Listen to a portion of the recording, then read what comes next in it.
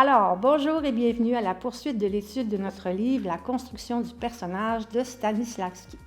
Nous en sommes au chapitre 9, donc je débute. Le professeur demande à l'élève d'aller en avant et de dire un texte, le texte qu'il devait travailler. Et là, le professeur n'est pas content. Il dit « Mais vous accentuez tous les mots de la même façon. N'oubliez pas qu'une accentuation mal placée crée une distorsion dans les mots et rend la phrase infirme. Alors que si elle est bien placée, elle doit rehausser le sens. L'accentuation est comme un index pointé désignant le mot-clé d'une phrase ou d'une séquence. Et dans le mot-clé, on retrouve l'âme, l'essence et la signification la plus élevée du sous-texte. Bon, moi j'ai des réserves à savoir que c'est seulement le mot-clé qui relève le sous-texte. Moi, je pense que le sous-texte est dans toute la phrase. Le mot-clé va aider à préciser. Moi, je dis toujours à mes élèves, si dans ta phrase, dans ta réplique, tu devais garder qu'un seul mot pour que ça nous aide à comprendre le sens, qu'est-ce que tu garderais? Bon, alors on ne garde pas les le, la, les, là. On garde le mot dont on parle, qui est la thématique.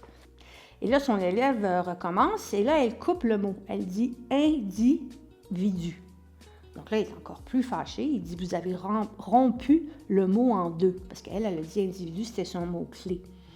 Alors, il dit « Il ne faut pas mettre d'accent sur la première syllabe en particulier ». Donc, jamais mettre d'accent sur la première syllabe. En français, l'accent tonique va toujours sur la dernière syllabe et sur la dernière syllabe de la phrase. Vous voyez, je viens de le faire, la dernière syllabe de la phrase. C'est comme ça qu'on a appris à parler français en écoutant la musicalité de la langue. Comme par exemple, ici au Mexique, c'est pas toujours à la même place, mais c'est pas tout le temps sur la dernière. Comme moi, je vais rencontrer des gens, je vais dire « Buenas tardes ». Je mets l'accent sur le « D », comme en français. Mais eux, ils font « Buenas tardes ». Ils mettent sur le « A ».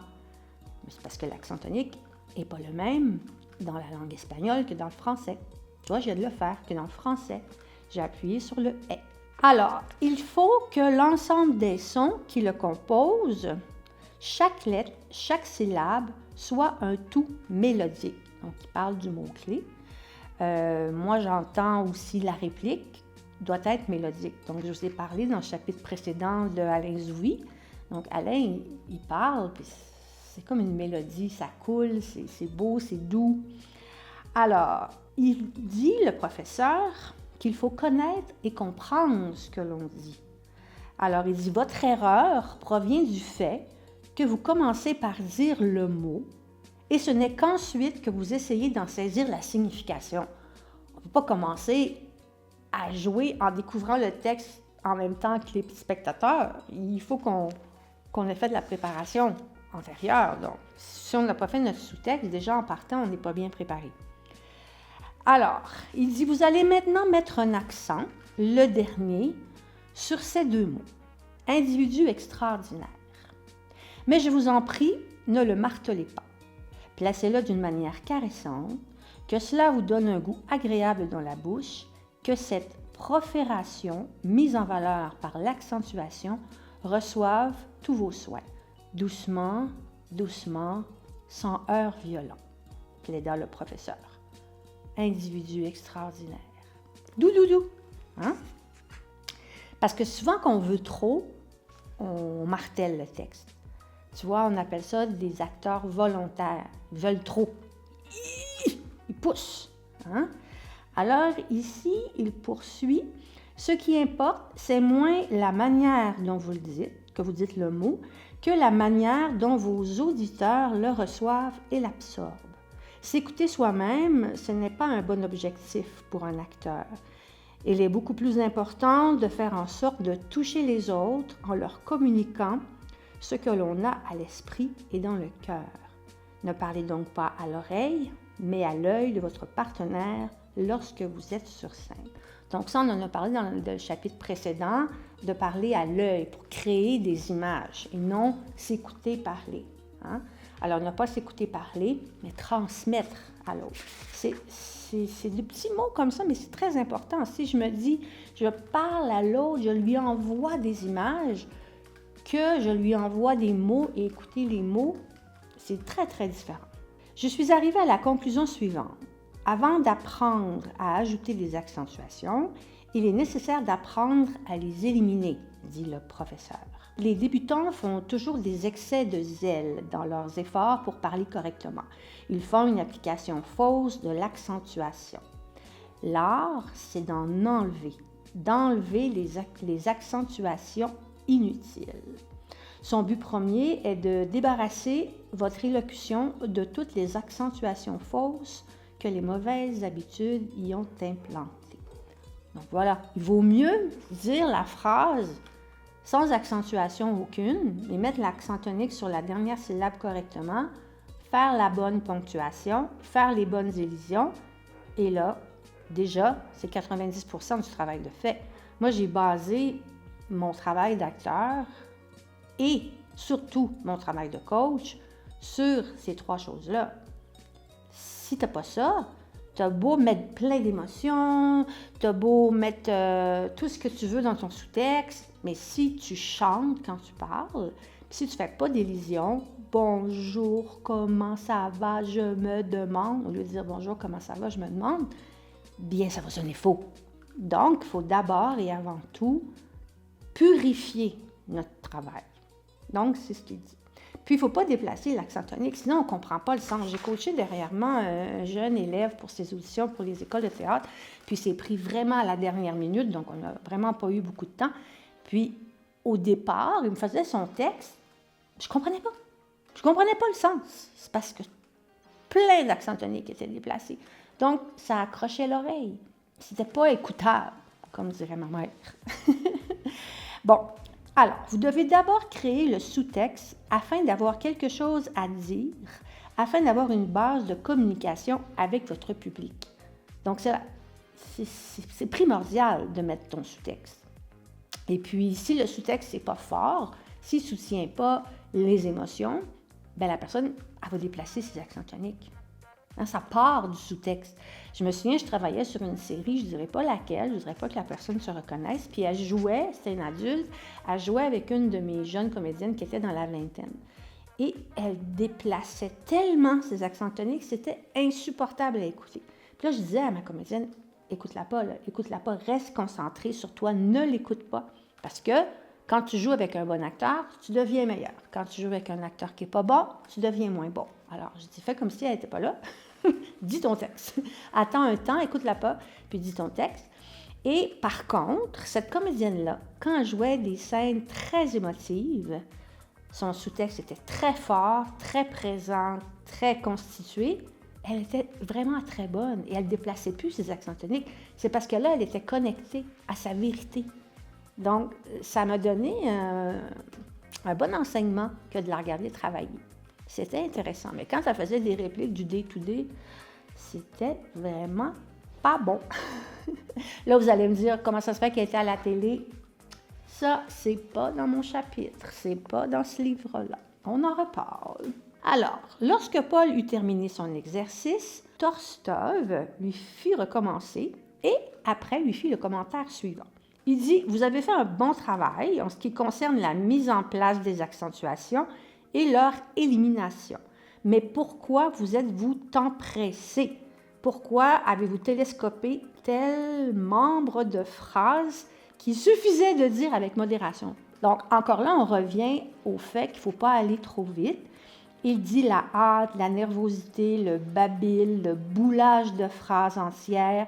Rien de tout cela ne donne au texte un ton juste. C'est une destruction du texte, un assassinat, rien de moins. Alors, en partant, là, si tu dis « Ah, je ne sais pas quoi faire avec mon texte », bien, vas-y lentement. Déjà, en partant, ça va être correct.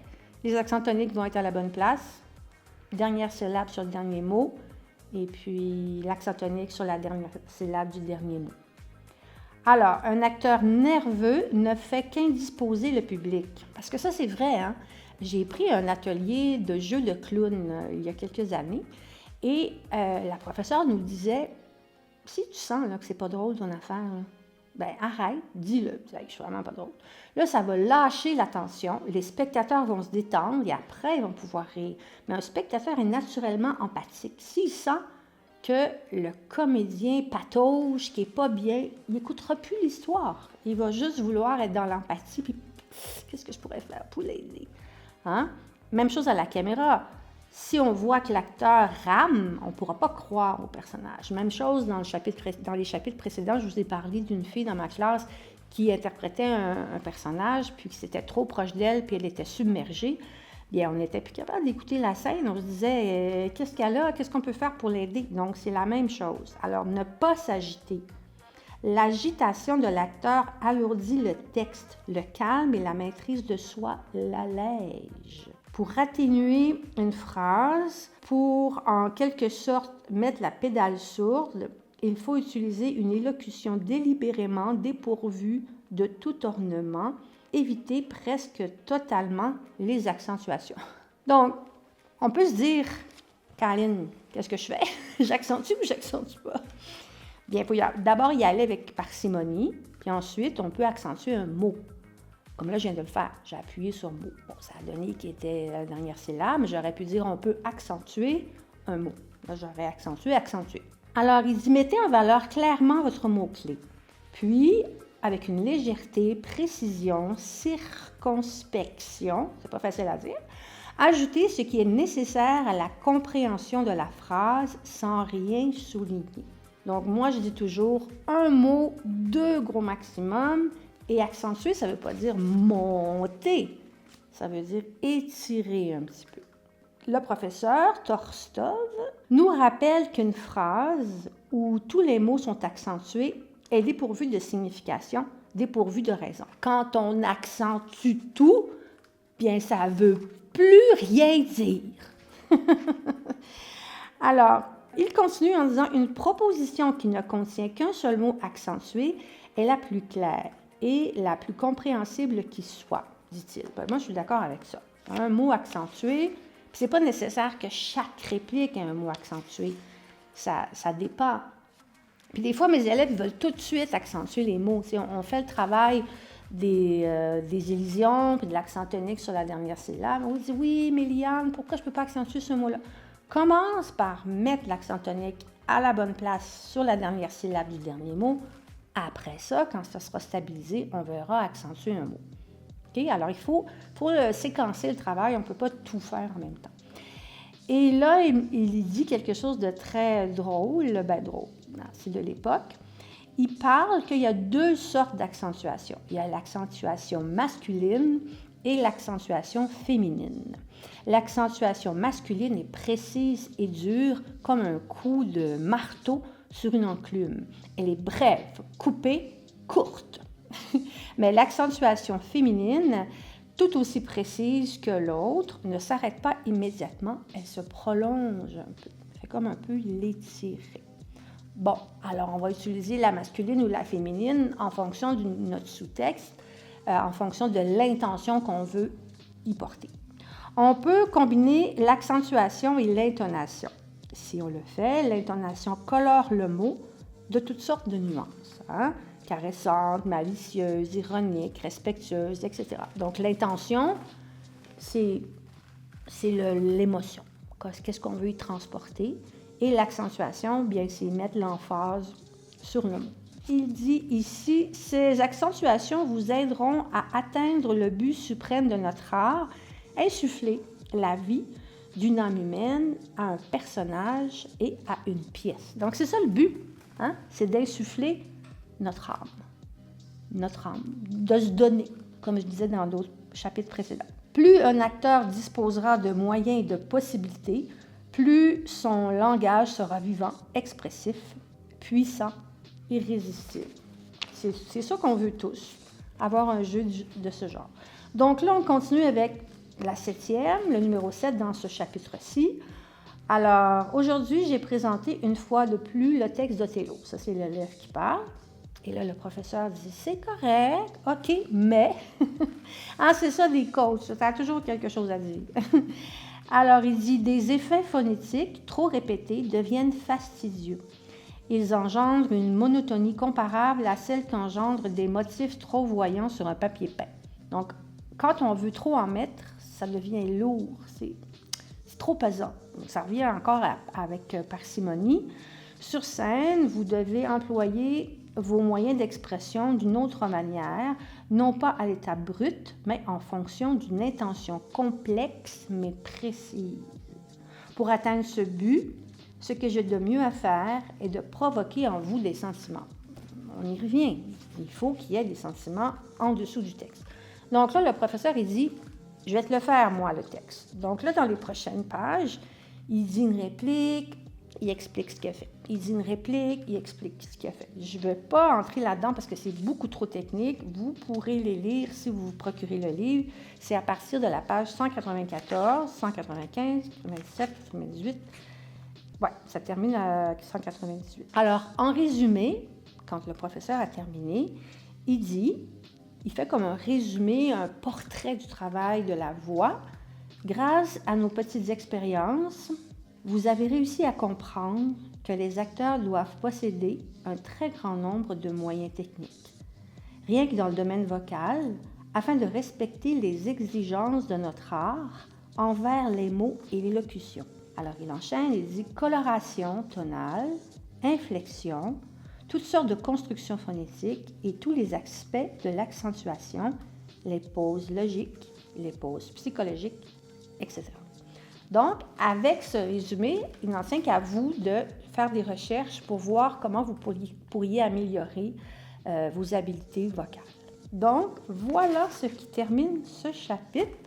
Je vous reviens avec le chapitre 10. J'espère que ça vous a donné des petites idées et que vous avez appris sur le jeu d'acteur. À tout à l'heure!